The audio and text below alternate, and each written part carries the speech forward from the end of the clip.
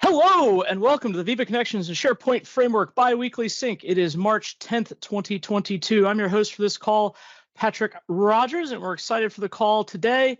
We want to go ahead into our agenda. We'll have latest updates around SharePoint Framework, patterns and practices, updates across the program, new community samples. We'll do our optional picture time for folks that are interested there.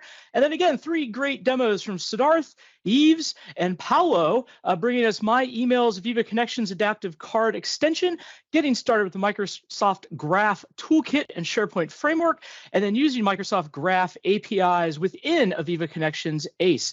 So really excited to see all 3 of those demos. But first, some quick updates across the program. So often we get asked, how do I participate? How do I get more involved? Please, I want to do a demo. We would love to have you do a demo. Please reach out to us down there in that link in the bottom right corner. Request a spot to do a demo. I'll just tell you right up front, we're booked out for a few months now, but we will find you a slot. We'll get you an opportunity to do a demo for sure. It just might not be right away.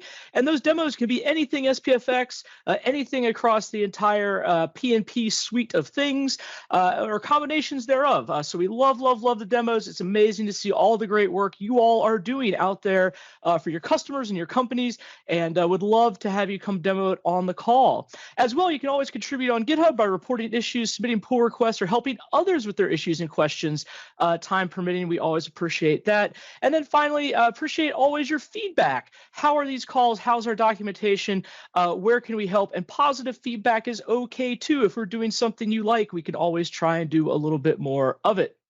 Here we have a giant slide that has a lot of links on it. The only link you really need to worry about is aka.ms/m365pnp. That's going to take you to our patterns and practice landing page. And from there, you can find links out to all of these community calls, as well as links to our developer videos. These are going to be topic learning focused videos about different topics. So it could be SharePoint framework development, graph development, various topics. Definitely check those out. And then we've got recordings of all our community calls. So this call, the other bi-weekly call, our weekly Tuesday calls, and all the rest. You can catch up if you miss an episode or just want to revisit some of the great demos. Check out those community videos.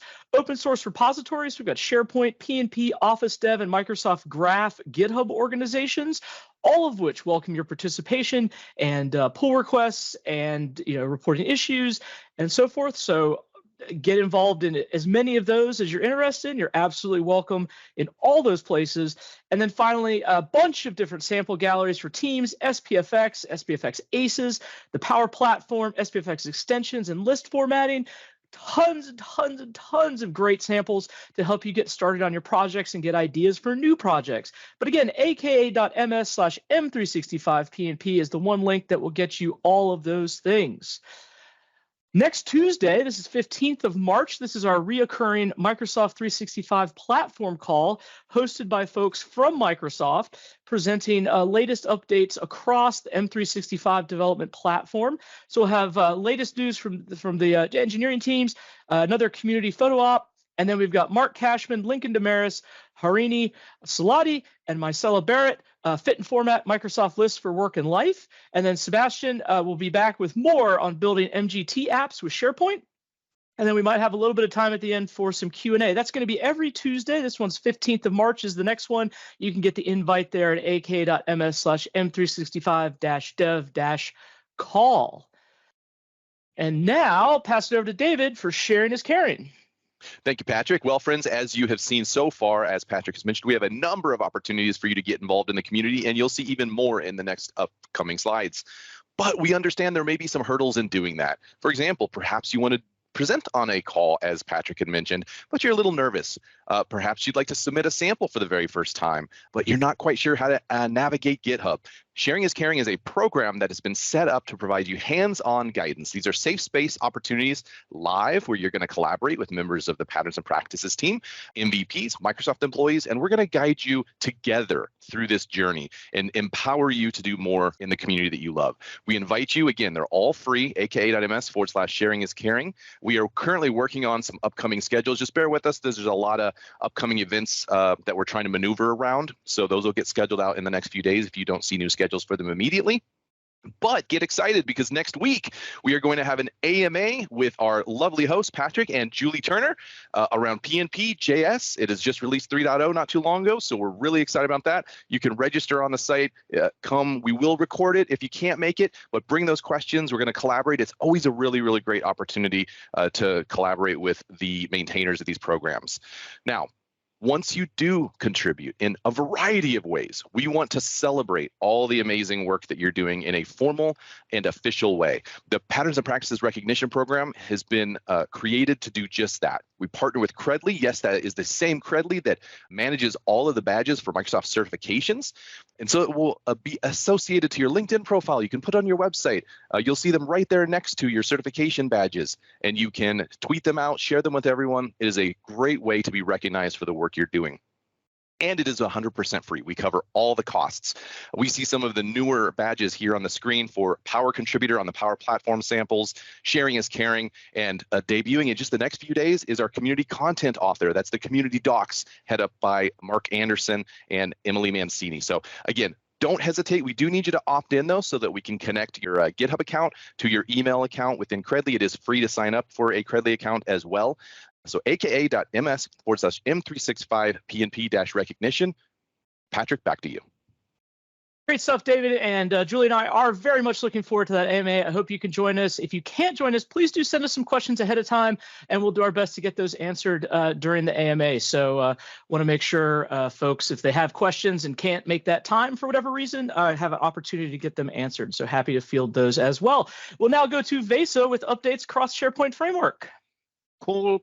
So for those who didn't notice, just to recap, we do have a first version of SharePoint Framework 1.15 as a public preview available. This is an early release, and it only has a subset of features. We're going to go through that list in a second. If you go to the following slide, we can see that our usage is just skyrocketing still. We did a all-time highest daily usage this Monday, 7th of March, 2022, would say quite significant leap actually from the previous week again. It's super cool to see the adoption in the larger customers and mid-sized customers and so more and more usage across the platform. We do have tens of millions of monthly active users using custom components built with SPFX in Microsoft Teams, Viva, and in SharePoint. This is something which I actually showed already in the 1st of March, the weekly developer call, as we had engineering people and PMs joining from the SPFX team, not only just me, but other people. The new version of 1.15 beta, the first version is out. That has a Graph SDK v3 support. There's bug fixes and adjustments based on GitHub issues, and there's a new action times for the media and geolocation, so which are in preview. As part of the 1.15 release journey, then we'll keep on introducing additional features, capabilities until it's ready to get shipped. ETA right now in June 2022. So we'll keep you up to date using the developer blog and then social media, as there's always a new version available. Something which is also coming, well, post 1.15, which is actually kind of a cool thing, is that we're aligning more and more on the Microsoft 365 and Teams platform as well. So in the future, you are able to also be building ACs which are lit or powered by Microsoft bots, which is kind of cool. So all of this tooling is getting used across the stack. But that's a quick recap on the SPFX side. So let's move to the PnPjs. Great stuff, Julie. Take it away. Sure. So we are going to be doing some releases tomorrow. This is March 11th tomorrow. So we're going to do a 2.13 release. This is going to fix the copy to function for root site collection where you don't have root site collection permissions.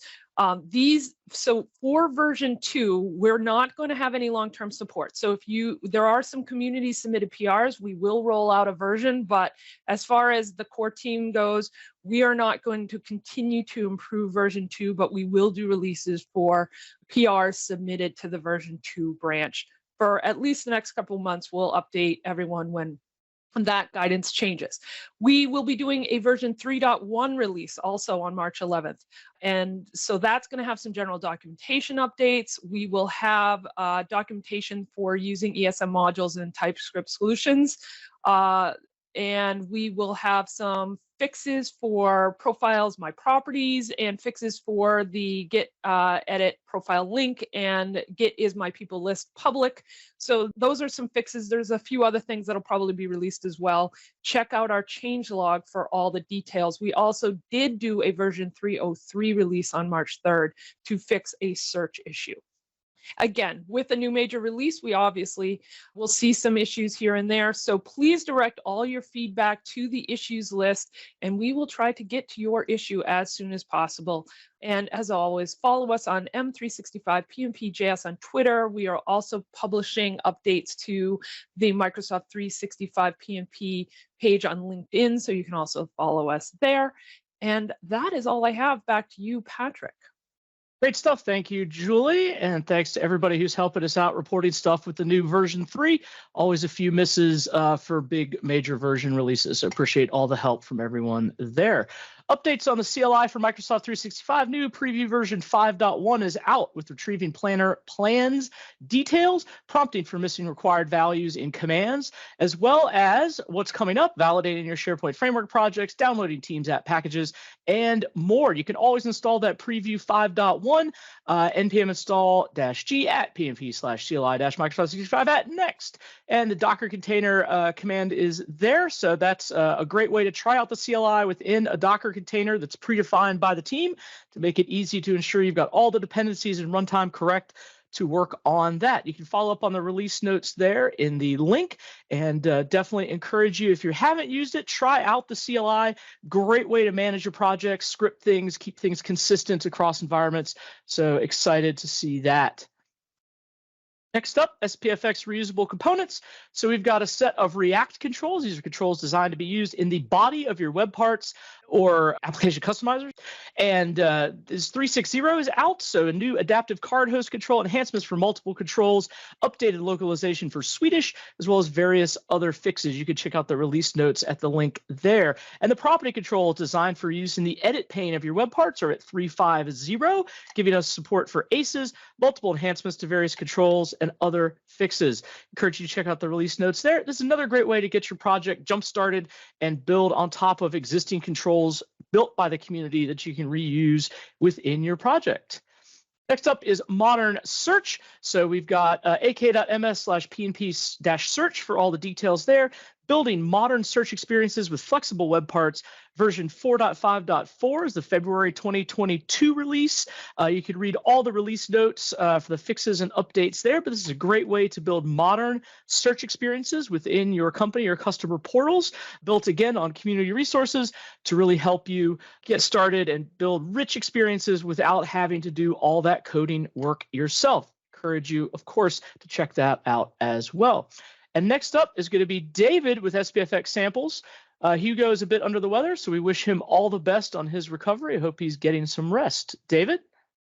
Yep, thank you, Patrick. Yep, and healthy wishes out to Hugo as well. We know it's hard to put him down and make him rest, so hopefully he is. We've got two fantastic new aces for us to look at this week. Zhao, one of our amazing contributors, My Calendar Plan, which is an ace that allows you to see your upcoming calendar and interact with it.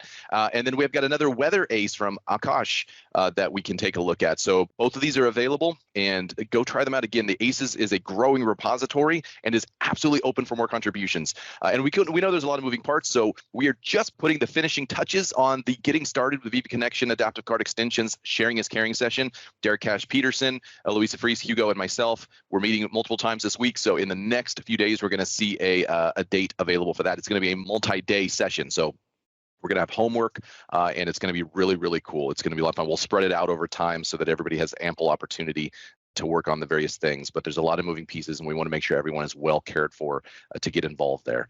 So look forward to those. And Patrick, back to you.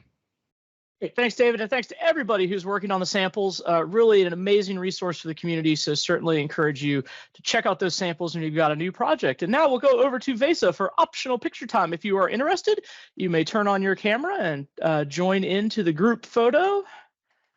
Yep, let me get the lead in here and share my screen, and let's wait for the get mode hopefully to catch up. Here we go. So let's use the white one. What do we have? So, hey, there's 3 seats on the middle. start filling from the middle, not from the sides. This is not. How is that happening? Let me put the video on as well. And I will fill in. Thanks, John. Move to the left. Move to the left. That's a bit strange. Let me click the recording button and let's wait a few more seconds until we fill in the 50 seats. How is there 3 seats on the middle? That's crazy. But let's do some hand waving, everybody. So thanks everybody for joining. It's really awesome to have you again on the call. Thank you for being here. It's really, really cool to see also that we're starting to have those in-person conferences coming up. Thanks everybody. Let's grab a GIF animation out of that. Now we're seeing people in the middle as well. But that is so crazy. Donna, next time, start from the middle, right? Cool, thanks. Let's move back on the slides. Patrick? Great stuff. And now we are going to go to our demos for the day. We'll start off with Siddharth. If you're ready to go, you could take over the screen and start your presentation. Thank you, Patrick. Hello and welcome everyone. Today I'm going to present ACE component My Email. Little bit about myself. I'm Siddharth Vagasia. I'm a Microsoft MVP. I'm an active PnP contributor, and these are some of the social handle links through which you would be able to connect with me.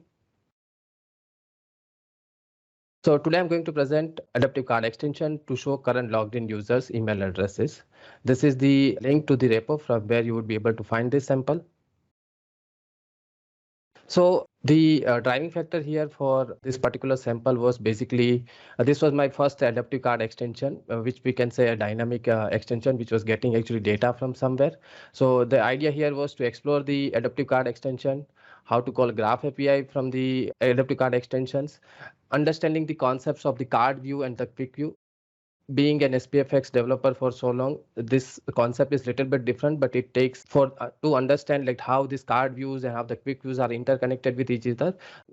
It needs and practical. So what for same purpose, what I did was, basically start working on this sample to understand how this card views and wiki would work, how the state management will work between the views. This sample, if you can think about it, it will give us a personalized experience in the Viva connection because it will be able to show the current logged in users' email addresses in the card view, and then the user would be able to navigate between different emails. And on click of particular view, they would be able to actually view the detailed email. And there is a button also in the quick view which will take the user to that particular email in the Outlook web. So overall, the other concepts which were explored here is how to make the action buttons dynamic, which will basically navigate between the card view, which we will show in the demo. So yeah, let's quickly jump to the demo. So basically, this is the adaptive card extension. If I go to preview mode, if you see right now, it is basically logging and getting my email addresses, and click of particular email, it will be able to click the preview of that particular email. I would be able to navigate between the different emails which are there and then again see the emails. And then on click of particular email, we would be able to go to the particular Outlook emails or the targeted Outlook emails. So this is a simple demo, as I said, but the idea here was to basically explore the adaptive card extension and see what we can build with it. This is what we have. So going through the code, let's see.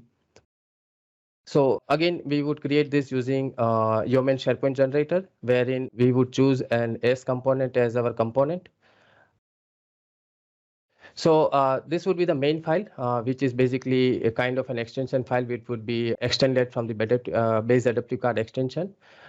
Here I have my states and the properties as we have in SPFX web part also. The states basically is to hold the emails which we will get from the Graph API.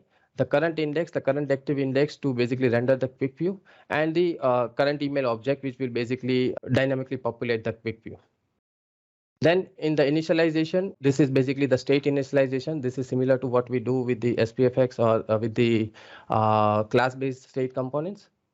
This is where the navigator would navigate and register all the card views. So this is important to understand here is that whichever card we wanted to be part of our solution, we would have to make sure that the card is registered with a particular name and which mapping to that particular component of that card. So in this case, I'm just using card view and the quick view, which comes with default solution generators. So it would be just 2 quick views, but we can have as many quick view as possible.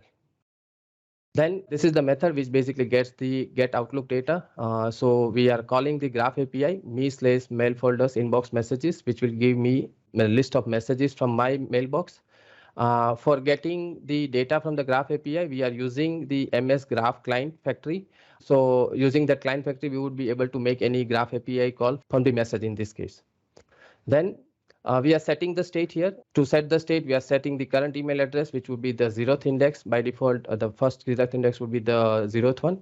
And then we are also putting the array of the emails which I've received from the graph email in the email object.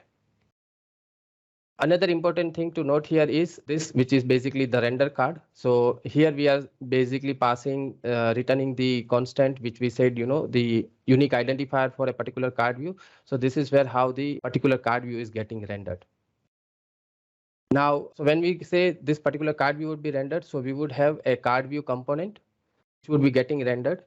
In the card view component, again, card view component would be extended from basic primary text card view in this case. So we have 3 types of card views which we can have. One which would be a basic type, one would be a basic primary text, and one would be kind of basic primary text, but it also has an image component associated with it. So this one is primary text, so which we will, in this case, we will get basically 2 things to show on the card view. One would be the primary text and one would be the description, and then the buttons which would be displayed on the component. So only we would be able to add only these 3 components in the card view. We don't, depending on which kind of card view which we are using, we won't get anything more. So if it is an image card, we would probably get an image card also, which image placeholder also, which we can use. So considering firstly how we are getting particular data. So in this case, there would be a data method, which is overridden method. And because it is of a type primary text card, we would have an option to return an object wherein we can send primary text and description, which would be rendered in the component. So in this case, what I'm doing is basically, as soon as we have the emails which are loaded, I'm getting a reading from the state of the email object, the subject and the from email address. So this is where we are seeing the email address and the subject from the particular mail. Then the second important thing here is to understand is the card button method. This is basically the method which will return the buttons. So in my case, the buttons would be the previous and next button, but I need to make that buttons dynamic depending on which is the current index of that particular email. So if the current index is greater than 0, it means I know that I have to push the previous button so that user can navigate to previous email. If it is less than, if the current index is less than the length of the email, it means I know this is not the last email. That's when I need to push the next button. So this is how we are able to show and hide the previous next buttons. Maximum for a card view component, we can only have 2 buttons. Okay, and that too, the card view which we would be rendering should be rendered with the size as large. With medium size, we would be only able to render one button on the card. Then there is an action method. So basically here, what we are doing is when we are pushing the button, we are saying the action is of type submit, and I'm passing a parameter ID, which basically identifies that particular button, whether it is a previous button or whether it is a next button. And here, if the type is submit, what we are doing is, and if the ID, then we get the data of that particular, whatever parameters we would have passed in the action.data method. Here we are comparing it with the choice wherein if it is a previous, I am decrementing the index and loading the current email by decrementing the index. If it is next, we are incrementing the index and also setting the current email object to particular thing. Right now, after all of this, what the next thing which we would be having is we will do when a particular card is being selected, right? So that's where we want to basically open the quick view. So this is the method which basically can have either 2 types of return object. One can be a quick view card action or it can be an external link. So if you want to open an external link, The type can be an external link. In the parameter, we would have a URL of the particular external link where we want user to redirect. But in this particular case, what I wanted to do is I wanted to open that particular quick view. So this would be a default method which would be coming when you are rendering the code. But if you want to customize it, you can always customize it. So here I am saying that, okay, if when the user card is being clicked, we need to basically open the quick view registry. So quickly going to quick view component card, we would be able to basically place that in this particular quick view component. It would be extended via base adaptive card view. It will also, the parameters would be also passed wherein the properties and state would be there. If you think about this particular quick view component, it is very much simple, considering what it needs is basically a adaptive card JSON object, which we wanted to render when the user clicks on it, right? But because an adaptive card template cannot be just which we wanted to render, we would specifically need to pass some data to it, and it needs to be little bit dynamic and contextual in the base of what the adaptive card is meant for. It would basically return the particular JSON, the template JSON object. And using the get data method, the data method which is there, wherein we can pass any object which we wanted to pass. So in my case, what I did is I created basically a iQuickView data object, wherein I'm just passing a single email message object to that particular adaptive card, and then using the properties of that particular object, we are making the adaptive card dynamic. So now let's quickly go to the template, the adaptive card template. So here in the top body part, what we are seeing is the email subject. So if you look at any email, so this is the email subject which we are getting. Then I have a column set wherein I need 2 columns. That is because one, I need to show the image and also the from email address and the created date. So this is how the column set would be. In the first column, I need an image which to be displayed. In the second column, I need the from email addresses and the date which is getting displayed. All of these are depending on the adaptive card designers. You can use adaptivecarddesigner.io and design the adaptive card which we want. Use that template and just paste it here and make it dynamic the way we wanted to make it dynamic. Then this is the date. Then we have the body preview which is getting displayed once on the below part. So this is the body preview. And also there is a button which says view button. So basically that button is coming because we have an action attribute here wherein I am saying that I need a button which says view. And what I wanted to do is my action type is open URL. So it will redirect user to that particular webmail. And I'm using web link property of the message object to basically send the user to that particular email addresses. So this is how we would be able to use and make the adaptive card extension getting data from the Graph API. The last point which I wanted to highlight is the permissions, because this permissions again works in the same way because AS components are built with SPFX. We can provide the permission request which we are using as a part of our component which we are creating. So in this case, we are using mail.read basic and mail.read to basically get the current logged in users email addresses. And then the Graph client factory would be able to use the token for the current logged in user because this would be rendered in the SharePoint itself and would be able to get that data. So that's how, as I said, it was just a first dynamic S component which I was exploring. And when I created it, I have wrote an article also about it, how to create it and just come to build it to the sample. That's it from my side, Patrick, over to you. Awesome. Very great stuff. Very cool demo there. Excited to see more use of these ACEs, adaptive card extensions out there in the community. Encourage folks to definitely check those out if you haven't. It's a really fun way to extend SharePoint framework. But with that, we're going to go over to Yves. If you are ready, you can go ahead and take over the presentation. Yeah, perfect, Patrick. We'll share my screen. Got it. Take it away. Perfect. Welcome, everybody. So today I'm just making a demo on getting started with Microsoft Graph Toolkit and SharePoint Framework. So my name is Viva. I'm a business application consultant at Sword Group. So basically I'm working everything related to Microsoft 365, Azure, Dynamics 365, and Power Platform. I'm based in Switzerland, in Lausanne. I'm also a Microsoft MVP in the Office Development category. I'm the only one in Switzerland as active MVP in this category. So this is great stuff. And I'm also a Microsoft certified trainer. If you have any questions, so feel free to reach me out on my social networks or directly on my blog. I'm trying to answer every time I have some question or technical inquiries. So just for this demo, just a quick overview of the configuration. So basically, I'm using Windows 10. I will use Node version 1481.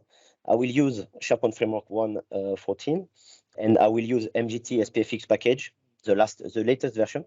And I will start with a web part solution with the React framework, and I will use MGT React in the latest version 2. So basically, this is a version released this Monday. So this is pretty fresh. So just to start, the first step to configure a project, you need to manage the SharePoint Framework library for Microsoft Graph Toolkit. So basically, first you need to deploy the MGT SPFX package from the GitHub public repository, and you need to deploy this package on your tenant app catalog. So I will show you the link in the demo. Then in your project, you need to install the MGT SPFX NPM package with the same version number of the MGT SPFX package from your tenant app catalog. So basically, if you have an existing project, feel free to upgrade it or install the latest version in the tenant app catalog and inside your project. So basically, you need to use npm install at Microsoft MGT SPFX at latest for upgrading an existing project if you want to deploy the latest version. So this is the first step. The second step, if you want to use MGT React components, you need to install the MGT React NPM package, and you will get all the React components from the toolkit. The third step is to instantiate the SharePoint provider. So basically, you need to import providers and SharePoint providers from the MGT SPFX package, as you can see on the screen.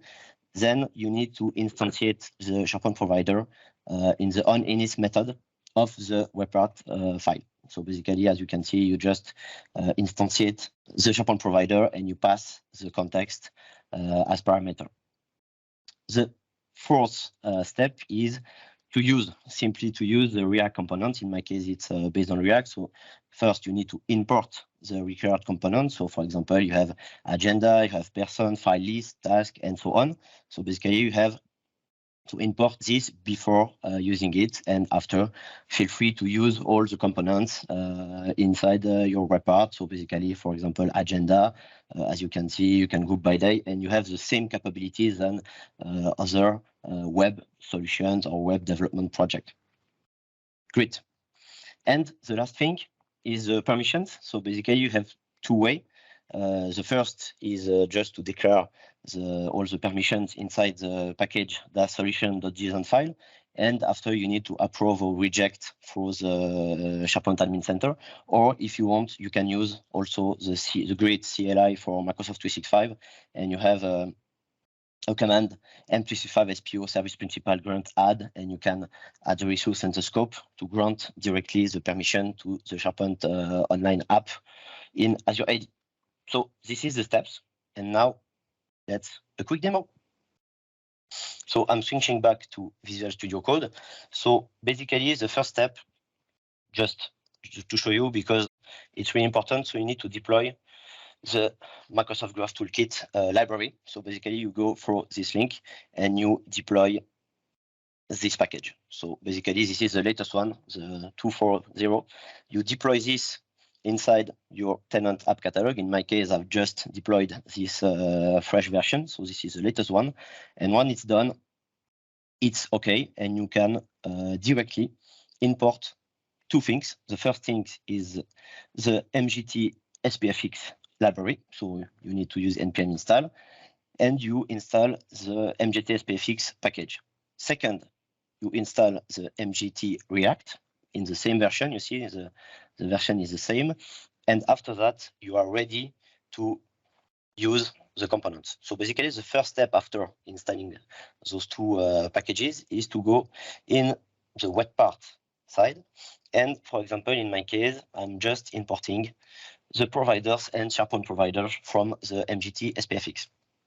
Just after, I'm instantiate the SharePoint provider inside the onInit method. So basically, you see, I'm passing the context of the report directly in the SharePoint provider. And after that, I'm ready to use these components inside my components. So basically, I've made just a simple web part project to show you a little more things about this toolkit. So basically, you see, I'm just importing, as you can see, sorry, it's a little bit long, but I'm importing a lot of components. So for example, agenda, person, file list, task, and so on. And after I can use it directly inside this little project. So I made just a quick project. I will just show you the render. So the render is like this. It's pretty simple. You see, you have a lot of components. So basically, I've made some files, some tasks to do, and I have also two sections where I'm using the get components. And one of my favorite, because with the get component, you can query any endpoint on Microsoft Graph with a get request. So basically, you can get emails, you can get your joint team, for example. It's pretty simple, but it's just to show you the behavior. But in my case, I can request all the teams I belong to. So basically, if I show you the code, it's pretty simple. So basically, you use, as other web development project, you have the React components. And for example, I have the person component. I'm getting my profile. You see, you can customize avatar type. I'm putting my photo. You have the card interaction. In my case, I'm putting a hover behavior to display some advanced detail of my profile when I go over the card. Basically, you see, you have the agenda. It's pretty simple. It's just to show you the basic stuff, but you can group by day. You can show a max number of items. You have the files, file list. So basically, you can enable the upload process and so on. You have the task, you have the to-do, and my favorite, because in my recent experience, I'm using a lot these get components. So basically, in my case, I'm just getting my messages.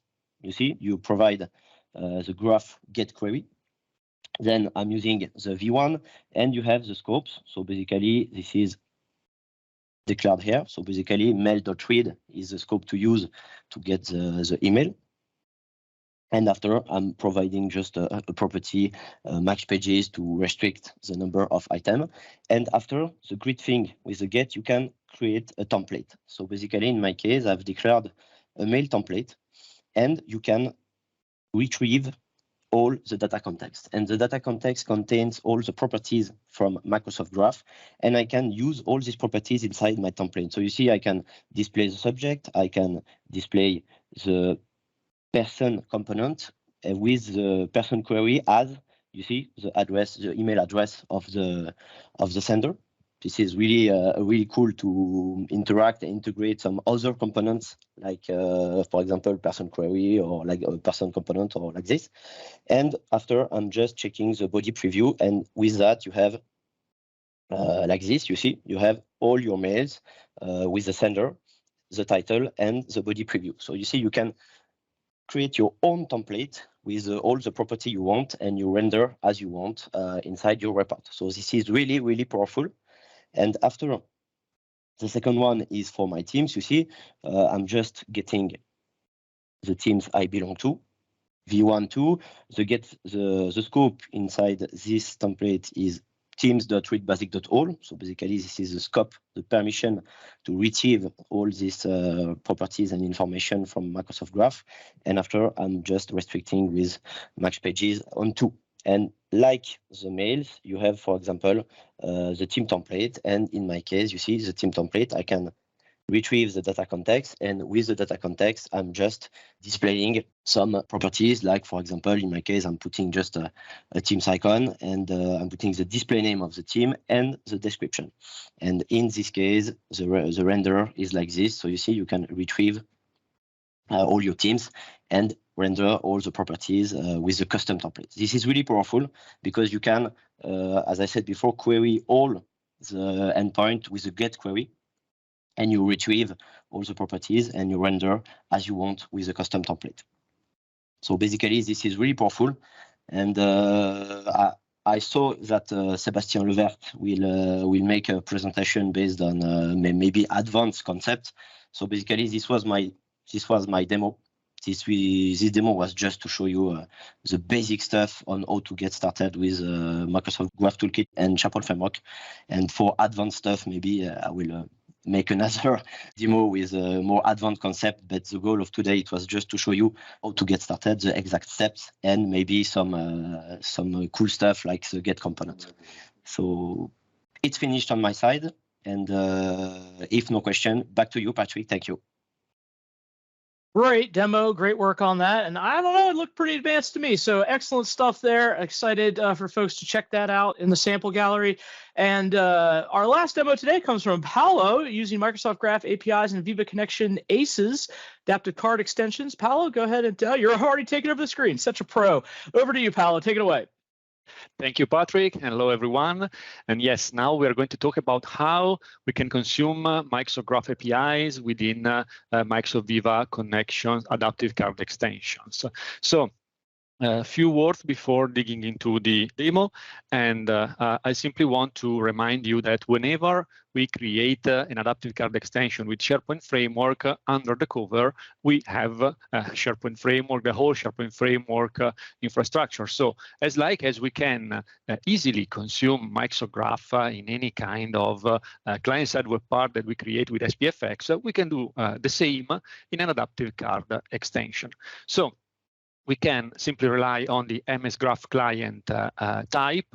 We need to define in the package solution JSON file of our solution the web API permission request that we want to have satisfied from a permission requirement point of view. We need to grant those permissions to the solution that we created with SPFX for the adaptive card extension that we created with SPFX. And then in our code base, we can just rely on the MS Graph client object in order to make queries against Microsoft Graph to retrieve items or eventually interact with the Microsoft 365 workloads through the Microsoft Graph in order to create new instances of events in a calendar or sending email messages or stuff like that. So this is what we are going to see from a very basic point of view, just to understand how we can do that in an adaptive card extension. So let me switch to the demo. And first of all, this is the very first one I will show you. This is a very basic sample in which I want to focus on how we can consume Graph rather than how we can create a really cool UI, because this is just a demo focus on consuming Graph in ACES. So this is a sample in which we can see a list of events in the calendar of the currently connected user. How can we do that using adaptive card extensions? So here we have a solution that I created with the IOMA generator for SharePoint Framework, and I simply scaffolded an adaptive card extension object or component. Here, first of all, in the onInit method of my component, aside from registering the card and quick views that I have in my component, in my ACE, I just create, as I was telling you through the context of SharePoint Framework, a new instance of the Microsoft Graph client using the MS Graph client factory property of the context of SPFX and using the get client method. This asynchronous method will give me back an MS Graph client object that I can use to consume Microsoft Graph. Now, for the sake of having a clean design of the solution, I'm relying on a calendar service type that I defined in a dedicated TypeScript file here. And here we have an interface declaring what the calendar service will provide. So an init method getting the Graph client, MS Graph client instance as the input argument, and a get top calendar items method, which will return an array of event types, where every single event is simply defined as a set of properties like the subject, the start and then the date and time of the event, which is a complex type defined right here, if the event is an online meeting or not, and the web link to the event. So whenever I want to use this calendar service, I first of all initialize the object. And as you can see here in the calendar service, I make it available globally so that I can simply rely on the instance that I have. And using the set timeout method, I simply load the top calendar items in a dedicated request rather than doing the actual request within the onInit method, just to speed up the load of the adaptive card extension. So in the get top calendar items method, I get back my array of events, and I can simply set them inside the state of my component. Now, the get top calendar items simply relies on the graph client, and using the me/events endpoint of Microsoft Graph version 1 retrieves the properties that I'm interested in making a get request. So really simple from a code-based point of view. Once I have defined the graph client code, I need to also declare in my solution, in the package solution JSON file, that I need the permission to consume the calendar. And in order to know what permission I need, I can simply rely on the documentation of Microsoft Graph. So here, for example, you can see the page about how to get the list of events inside the docs of Microsoft Graph. And here we can clearly see that with a delegated approach, so with the identity of the currently connected user, in order to get access to the list of events in her or his calendar, we need to have the calendars.read or eventually the calendars.read-write. But clearly, if we simply want to read the events, we will just need the calendars.read permission. And that's why in the package solution.json file, I'm declaring that from a Web API permission request point of view, I need for the resource Microsoft Graph the calendars.read permission, so that when I will be ready with my solution fully implemented, I will be able to deploy my solution in the app catalog. And from an admin point of view, I will be able to grant this permission request to my solution and being able to consume the Microsoft Graph. So now that we have seen how we can retrieve the list of events and how we store the events in the state object of my adaptive card extension, we can see that, well, from the card view point of view, the card view is really trivial, and it simply relies on a button to show the actual quick view. In the quick view, on the contrary, in the data method, we return a complex type which will be made of a title and of the array of the events that we have in the state of our adaptive card extension component. As such, in the JSON definition of our ACE, we can define the UI of the quick view, including the data binding on the events that I have in my events array. And that's why here, aside from providing a title in a text block inside the adaptive card syntax, we also have the headers, so the start and the time and the subject of every single event in my calendar, as well as we use the data binding functionalities that, for the sake of completeness, we covered in one of the previous SIG calls a few weeks ago. But here we say that the data binding for a container that we have right here is targeting the events property of the object that I'm providing right here in the data method. As such, again, we can go through all of the events in this array, and for each and every single event, we will render a text block for the start date time. We will do the same for the end date time, and as you can see, we can format the date and time, and then we can render the subject of the event. And that's really simple and easy to do. And you can, by doing that, easily do the binding against an array of objects that you retrieved through Microsoft Graph. Now, in order to be able to deploy this solution, as I was telling you before, you can create a package, so an sbpkg file that we already have right here in the SharePoint/solution folder of my solution, and then you can upload the package into the app catalog of your SharePoint Online target environment, target tenant. So let me do that just for the sake of completeness. If I will drag and drop the package on my app catalog, as you can see here, and let me zoom in. Okay, as you can see here, we have, from a Microsoft Graph point of view, the calendars.read permission in place. So the SharePoint Online backend infrastructure of SharePoint Framework is telling me, in order to properly use this component, you will need to grant the calendars.read permission for Microsoft Graph to this component. I can click on the deploy button, and I can go to the admin UI of SharePoint Online, and under the advanced section in the API access section, we can see that we will have in the list of pending permission requests the permission request for calendars.read. Actually, in my scenario, I already granted the permission previously, so I can simply see that I have in the list of already approved requests a bunch of permissions for Microsoft Graph, including the calendars.read, as you can see right here. But in case I was targeting a fresh new tenant where I don't have the permission already granted, I will be able to simply select the target solution and grant the permission by clicking on the approve button. And that's the flow that an administrator will have to follow in order to actually grant the permission to your solution in order to being able to use it in the target environment. Now, so far we've seen that we can read, we can consume data from Microsoft Graph, but actually we can do more. Clearly, we can do more. We can, for example, also create new content through the Microsoft Graph in order to feed, for example, or to create new items in the calendar of the currently connected user. So just to show you what I'm talking about, let me switch to another demo that I have right here.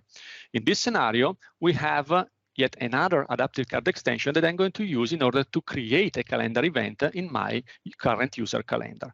The solution is already running, so I can switch back to my browser and I can simply edit this page, remove the previous demo and add the new one. So let me refresh the page to get the new manifest.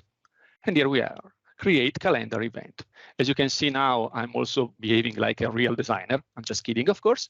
But here you can create a new event in the calendar of the currently connected user. So here is my calendar, which is clearly empty right now. But I can come here and I can say, OK, create a new event. I can provide the subject for the event, which can be SIG call demo. Why not? The event will be today at this time. So I like it. The event will end still today, and let's say it will last 1 hour or something like that. And then I can create my event in the currently connected user calendar. In a matter of few seconds, you will see the new event popping up in my calendar. We can wait a few more seconds or we can refresh the page. Let me speed up the process. Let me refresh the page just for the sake of simplicity. And here we are. Here we have the SIG call demo, which is an online event, so I can even join it and start contributing to this demo, which of course I will not do, otherwise I will stop the current presentation. So how can we do that? Again, back to the code base. And here we have, again, the adaptive card extension as before. We still have the calendar service as before, but right now in the calendar service, we have the create event method. In the create event method, we accept a subject, a start date, and an end date, and we will return back the event object that we created. Here we simply need to create an event object based on the definition of the event type that we have in Microsoft Graph. So as before, we have the main properties of our event. And then we simply need to still use the Graph client object to make an API request for me/events, but this time it will be a post request providing the actual JSON definition of the event that we want to create. In order to collect the input fields, so the subject and the start and then the date and time of the event, we have a quick view. In the quick view, we still have the capability to provide a data object when we create when we render the quick view. But what I'm interested in now is to collect input from the user. And that's why in the definition of my adaptive card, rather than having the text blocks, which will simply render content, I will use the input.something controls to get, for example, a text input for the subject, a date for the start date, and a time for the start time. And as you can see, every single item that I have in my UI is defined as an input field with a specific ID. So keep an eye on ID equals subject or ID equals start date and start time, and the same applies for end date and end time. Now, if I scroll down, here we can see that in the quick view, we have a set of actions. And specifically, we have an action of type submit, which will display a title of create, which will be with an ID of type submit. And in this section called data, which is an open section in which I can write whatever I like to write, Well, I'm simply providing a complex object, like a real JSON object, in which the subject, for example, will dynamically get the value of the field, of the input field with ID subject. And the same applies for the start date time and for the end date time. So that at the very end, in my quick view, in the onAction method that I implemented through the base type that I'm inheriting from, I can say, okay, if I get an onAction invocation for the action with ID submit, which is the button pressed in my quick view, let's get from the action the data property, so the one we had here, the one we defined here, and read the subject property, the start date and start time, the end date and that time, so that I can build the input for my create event method of my calendar service, and I can simply create my new calendar item in the currently connected user calendar. So again, I think this is really simple and straightforward. You simply need to build your UI using the adaptive card syntax in the quick view. You collect input, you use the onAction, and then you rely on your backend service to do the actual creation of the event in this scenario using the Microsoft Graph. And just to give you an idea, I saw previously in one of the previous demos someone asking a question about how it will render in the UI of a mobile device. Well, if you want to play with the UI device, you can easily go to the Viva Connection dashboard in your tenant. You can switch to the mobile preview and you will be able to see how your adaptive cards will behave and how they will render in the mobile UI of an hypothetical smartphone where you can play with all of the cards. So just for the sake of completeness. That said, I think I'm done with my demo as well. So thank you, and back to you, Patrick. Great stuff, Paolo, there. Thank you very much for that demo. I think it really shows the power you can bring to these adaptive card extensions that can look deceptively simple, but really you can build a lot of power there. We saw creating an event right on folks' calendars from an adaptive card. So really exciting. Think about all the possibilities you can build in these adaptive cards in this new kind of experience. So definitely encourage folks to check out those adaptive card extensions if you haven't yet. I want to thank all our demos today, Siddharth, Yves, and Paolo. Thank you, everybody, for joining our call this week. Always great to have everybody here. Recording will be available in 24 hours on the Microsoft 365 community YouTube channel, ak.ms/m365pnp/videos. You can, of course, subscribe there to the YouTube channel to get all the latest updates. Follow us on Twitter at Microsoft 365 Dev and M365PNP. Our next Viva Connections and SPFX call will be in 2 weeks, March 24th at the same time. And our next general dev call will be next week, next Thursday, March 17th at the same time. And then don't forget, we as well have the call on Tuesday, March 15th for the Microsoft M365 platform call. All our community calls can be found at the aka.ms/m365pnp link. And as well, here are links to all of our upcoming developer calls. Thank you to all of you for joining us this week, and look forward to talking to you all again soon. Have a great rest of your week, and bye-bye.